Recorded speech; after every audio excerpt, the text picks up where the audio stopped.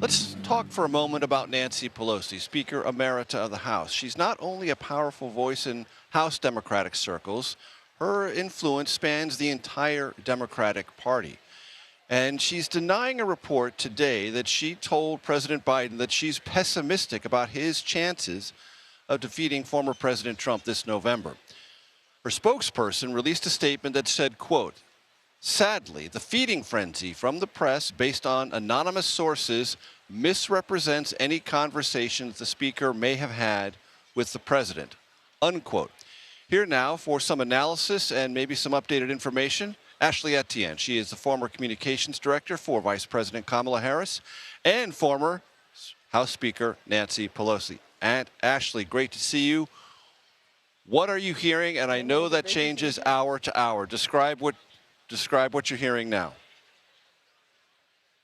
Well, I mean, what I'm hearing is that I checked in with the campaign and they are saying that President Biden is completely dug in, that whatever he decides to do, he's going to do it on his own terms. He won't be bullied by members of Congress nor big donors saying that they're not going to support him, that he feels like he's earned the right to make his own decisions, but that he's completely dug in, that he's going to stay in the race. But here's the challenge, is that he set in the campaign to some degree, set an arbitrary sort of bar. And that was that he was going to do all of these interviews and he was going to be out and people were going to see that he's capable and competent and ready to take on the job. But that has not satisfied these members of Congress.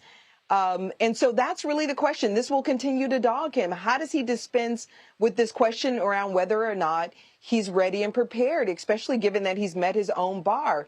But here's the one thing that he has going for him, and I've been hearing this on the ground from elected officials in states that actually matter, grassroots organizers, and that is the power of the grassroots. They are absolutely pissed off right now, the Democratic Party and these members of Congress. They're feeling like it's not their decision to make, that the delegates have already spoken, that 14 million Democrats have voted for Joe Biden. So how dare they step in and try to take grab democracy, by its neck and determine who's going to be the next president. So that's what I'm hearing, that this grassroots are saying, listen, here's the thing. It's a decision between a guy who talks slow and one who lies fast. We'll take the one with the guy who talks slow.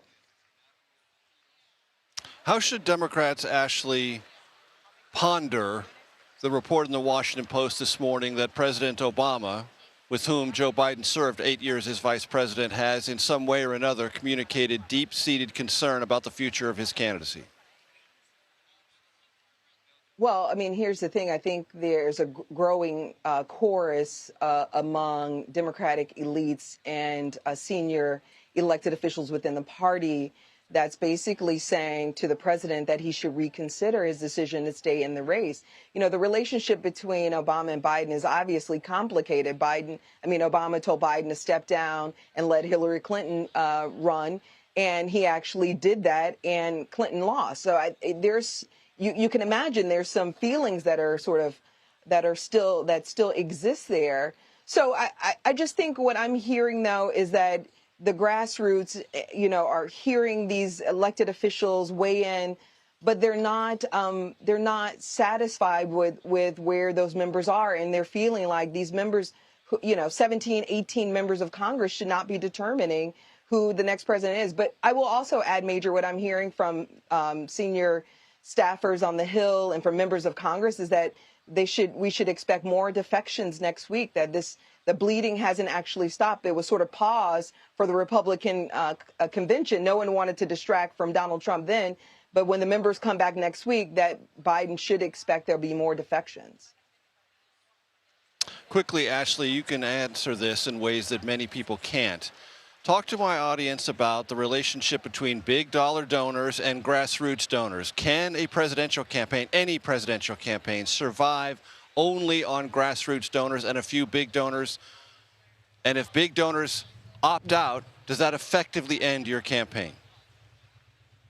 It doesn't absolutely effectively end your campaign. I mean, Barack Obama, his share of fundraising was he had a greater share of grassroots fundraising than he did big donors at certain points, and especially during the first race. So it's definitely possible to win the race with grassroots fundraising. And Biden has really exceeded expectation in that area.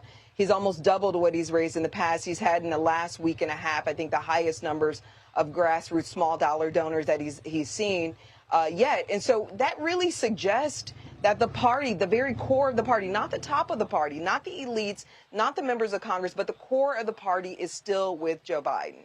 And that's encouraging for the campaign. Those pesky elites, they're seemingly everywhere. Ashley Etienne, thank you so very much.